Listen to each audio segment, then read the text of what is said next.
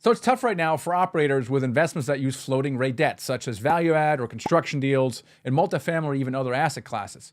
Now, if you've invested in one of these deals as a passive investor, or maybe you know someone who has, they're facing possible losses or even capital calls. Now, what if the operator asks you for money to invest in a deal you already invested in? Should you participate? Well, in this video, I'm going to break it down. I'm going to talk to you all about capital calls, what they are, and when it makes sense to participate and maybe to pass on the capital call. Hey, I'm Michael Blank, and I help people become financially free through real estate.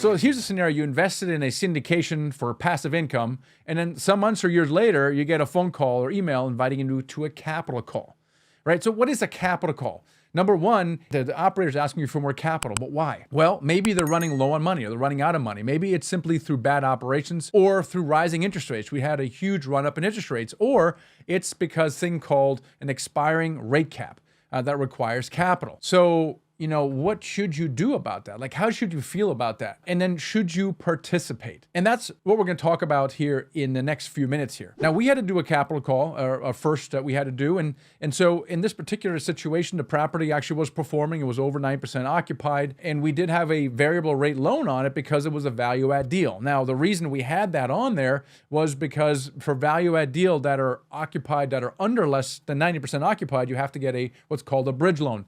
And they almost always have floating rate debt. But the way that 3 years ago, the way we protected against a rise in interest rates was to buy an interest rate cap. It's almost like insurance. At the time for, $25 million deal, we paid, $40,000 for this. And it was a nuisance.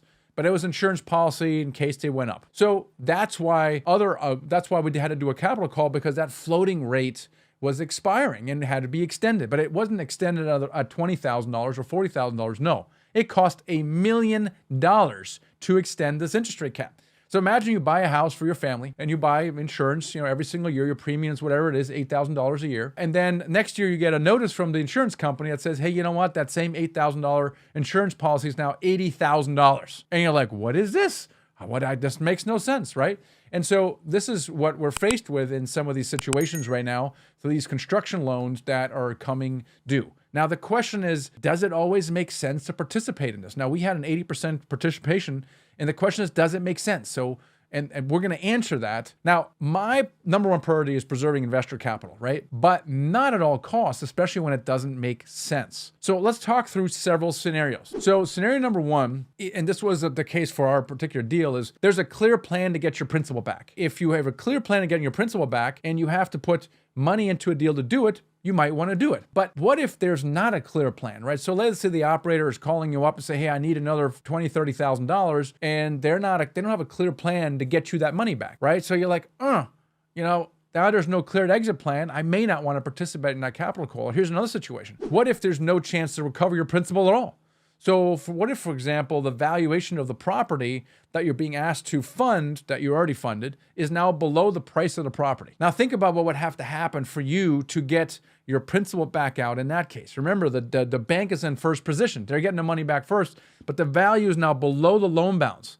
So if the bank's going to get a haircut, what's going to happen to your money? And let's say you invested $50,000 and now you put another 10 in, you're going to lose the 10,000 also, right? So it doesn't make any sense for you to put more money after bad. And so as much as I'd love to defend capital calls and preservation of capital, sometimes you may just simply have to walk it from the deal. So not all capital calls are created equal. We'll be very clear on the probability of you getting your principal back. Now, if there's a good chance you can recover part or all your principal because the operator has a clear and achievable plan, then it may make sense. On the other hand, if the operator does not have a clear plan, or the property is too far underwater, then don't throw good money after bad. And so it's a situation where, look, investing is very profitable. It's also risky. In that case, you may have to simply take the loss and move on. So it's important for 2024, though, to sharpen your pencil, because we're starting to see a lot of good buying opportunities from off-market distressed asset sales like I'm talking about right now. We're seeing stuff trade at below the loan value. That's going to require short sales, loan modifications. So be ready for that. Understand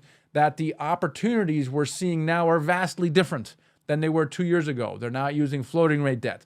The interest rates are highest they've been in over 15 years, right? So make sure that you understand the differences of the opportunities we're seeing now versus the stuff you may have invested in 2 years ago.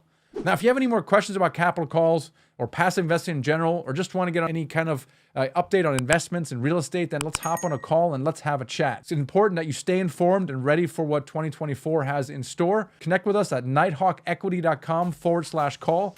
You can book a call with us. We'd love to have a conversation around some upcoming opportunities in the real estate space. Catch you next time.